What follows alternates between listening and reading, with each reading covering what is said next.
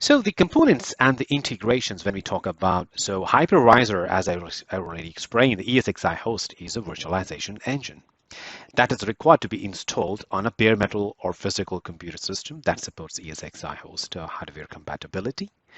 And in this case, hence, ESXi host is going to aggregate the resources like CPU, memory, network, bandwidth, and storage, as I have already explained in my whiteboarding.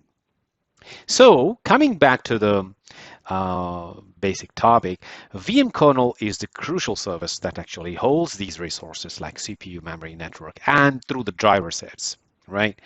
And VM kernel scheduler is the one that directly deals with the virtual machine demands and needs produced by the applications and handed down to the VM kernel scheduler. VM kernel scheduler is the one responsible service that actually schedules the interrupts or the requests of the VMs onto the CPU, physical CPU of the hypervisor.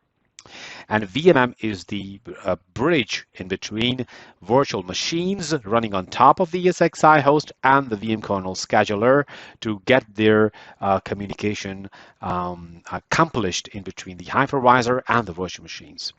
VMware tools is a specific specialized tool that is required to be installed in the guest operating system of the virtual machine so that you can enjoy the driver-less efficient environment of your virtual machine. So you don't need to install drivers for display, drivers for network card, drivers for sound, or any other hardware that your virtual machine is using, because VMware Tools is bundled up with all these facilitations. So the only thing you needed is you just install VMware Tools into the virtual machine. Normally, VMware Tools are located inside the ESXi host in the product locker folder.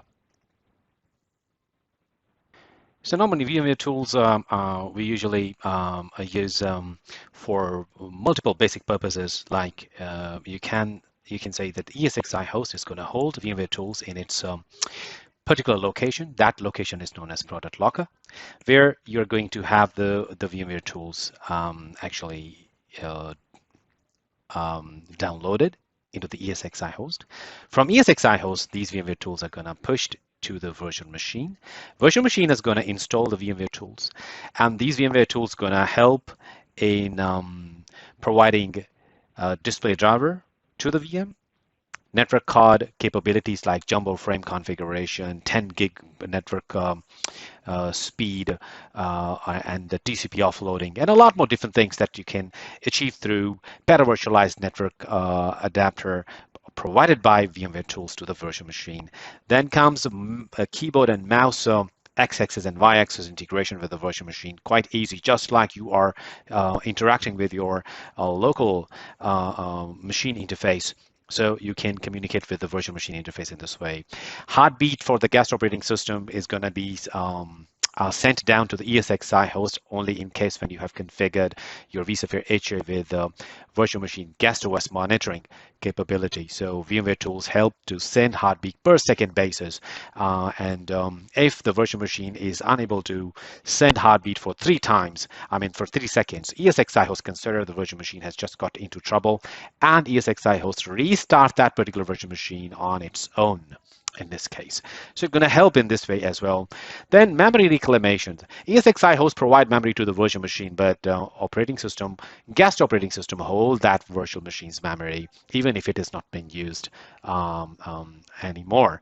So in this case, ESXi host actually talks to the VMware tools, and there is a service that runs inside the VMware tool and that service acts like an application, a fake application, talks to the operating system, guest operating system, and claims some memory.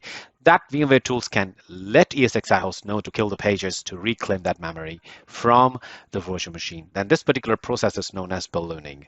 And similarly, time synchronization.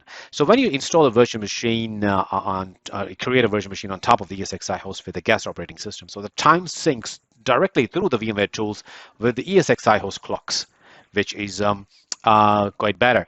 And you can also now in vSphere version 8, you can make precision time alignment with the virtual machine, which goes with the microsecond differences in this particular case. So VMware tools are of very significance in the virtual machine management. Similarly, when we talk about if we just classify the virtual machine and the virtualization stuff into two different components. So these components are the management component and the hypervisor. So we have discussed already hypervisor. So under the management component umbrella, vCenter Server Appliance is the one that falls under. Now, vCenter Server Appliance is always available in the virtual form factor. You cannot deploy this appliance on a bare metal.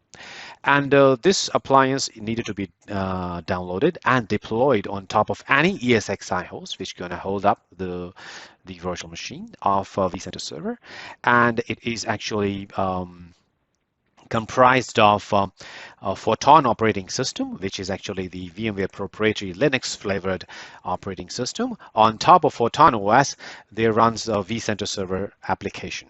So vCenter Server application is going to save its configuration in its local vCenter Server local database, which is known as vPostgres.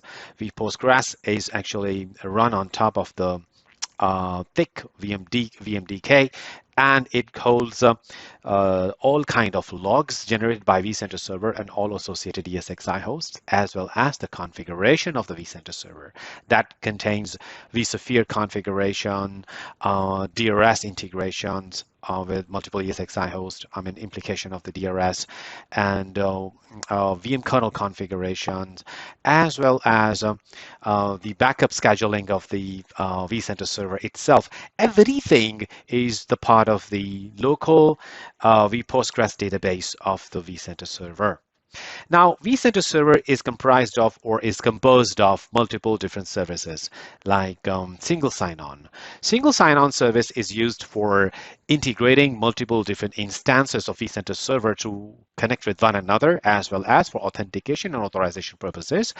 SSO is used to connect vCenter Server with other identity management applications like Active Directory, Lotus Domino Directory, or LDAP directory, Open LDAP directory, whichever you want vCenter Server to integrate for authentication and authorization. vCenter Server also provide licensing capability. You got the ESXi host licenses, you got vCenter Server its own licenses, vSAN licenses, which is our software-defined storage architecture offered by VMware. So these kind of licenses are and their information going to held with vCenter Server, and vCenter Server going to keep this information under the licensing service. Lookup service is the one that is used by vCenter Server. For example, you are your organization is having two different branches in two different cities, having two different data centers. Each data center is equipped with vCenter Server instance, right? So in this whiteboarding, I'm going to explain the similar example I was just telling you about.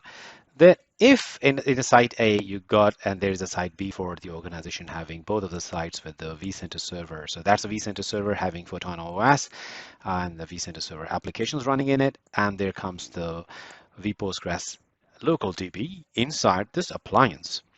Now, there is the similar on the other side. So there could be the ELM in between both of the sites, and they are running their own relevant instances of the vCenter Server. Now, there is two administrators of their relevant vCenter servers, but they are actually the global administrators. So the administrators from site A can log into site B, or administrator from site B can log in from site A if you have got ELM in between two vCenter servers.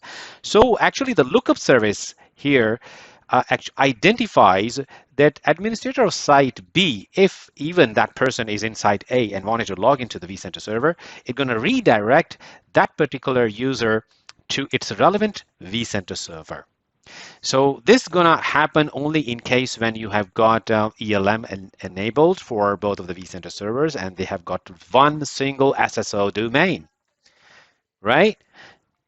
You can also use certificate authority, vCenter server as a certificate authority for only the VMware product lines. So like ESXi host going to renew a certificate. So instead, ESXi host talk back to the third-party PKI solution like Microsoft Certification Authority.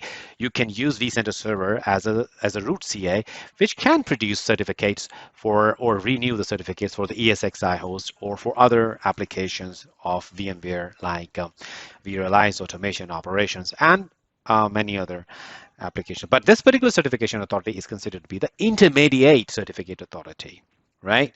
vCenter Server Service produces the distributed services like DRS, vMotion, cluster services, and there are many other services which are fall under the vCenter Server. vSphere Client is a service that runs in the vCenter Server for having the web graphical user interface, which is used by the administrators to access the interface of administration for your management layer.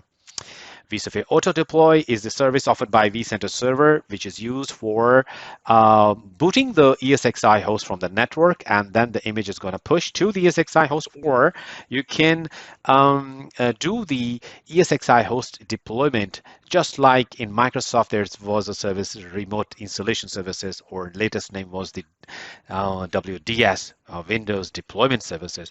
Auto deploy works like this, but it is not this auto deploy configuration requires some additional infrastructure services like DSCP is needed. ESXi host must equipped with the PXE boot capable network interface cards, physical network interface cards, and you require an FTP server with the DNS options be configured in the DSCP server. So that's how the auto deploy going to have the image of ESXi host depot there. So that depot is going to use to fetch the image as per the rules you're going to configure in auto deploy, and you push the images to the ESXi host. If due to some reason, ESXi host goes into trouble by having the purple screen of death because of the hardware issues or anything had happened, the dump collector service runs through vCenter server in all ESXi hosts, and it fetches the memory information of the ESXi host that can be useful for troubleshooting the ESXi hosts which fall into trouble. VMware vCenter Lifecycle Manager, which was older name, or the previous name was Update Manager.